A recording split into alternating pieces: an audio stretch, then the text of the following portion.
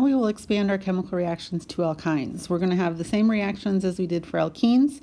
The main difference is that we will add whatever we're adding twice. So again, same reactions, still can do combustion, technically can do polymerization, but what we're going to focus on is addition.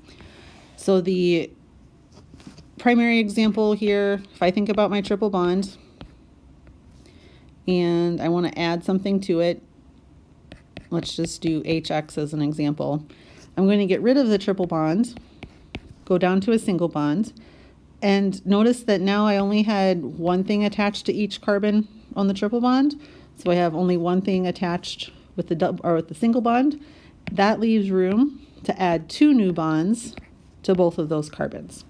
So if I'm adding HX, one carbon will get two H's, one carbon will get two X's. We do still have Markovnikov's rule. If that triple bond is in the middle, you'll get a mixture because initially there's no difference between the carbons. If the triple bond is on the end, that means one of the carbons does have a hydrogen, so there will be a preference. That carbon that already had one hydrogen will then add both of the new hydrogens, and the other carbon will get both of the other half of the molecule. So let's look at some examples. So here I have my alkyne. I want to think about how many carbons I have. So there's 7 plus the methyl group. So it did flip on me. The methyl group's now pointing up. That's fine. So the two carbons that were the triple bond, because it was in the middle, neither carbon had any hydrogens. I'm doing asymmetrical here. So I've got two bromine atoms. So one carbon of the triple bond gets one bromine, the other gets one. Then I have a second molecule of Br2 where one carbon gets a bromine, the second molecule gets the other. So again, it's just like it was for double bonds, except now I'm going to add twice.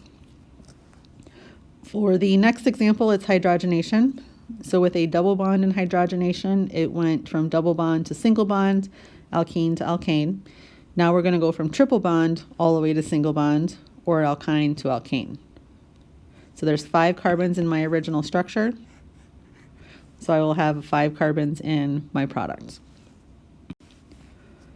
Here are a couple more examples. If I look at the first one, there's 5 carbons plus the 2 methyl groups. The 2 original carbons of the triple bond are here. If I think about the original structure, this carbon on the end does have a hydrogen, so I'm going to bring that along into my product. Now I'm adding hydrogen to one half, chlorine to the other. Because one carbon already has a hydrogen, Markovnikov's rule said it will get the new hydrogens, and it'll be 2 of them. The other carbon then will get the 2 chlorines. So the final structure would look something like this. Go ahead and pause the video and see if you can come up with the answer to the last example. So here are your structures. Here the triple bond is in the middle, so we're actually going to end up with 2 products. The hydrogens will add to one carbon, the bromines to the other, and you can flip-flop it. The bromines add to the other carbon of the triple bond, hydrogens add to the one on the right.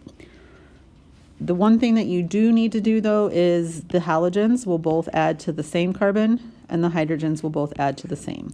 This is because the first step, when you add one H and one Br, now one carbon has a hydrogen and the other doesn't. So Markovnikov's rule does come through with the second step in adding the second hydrogen and the second bromine.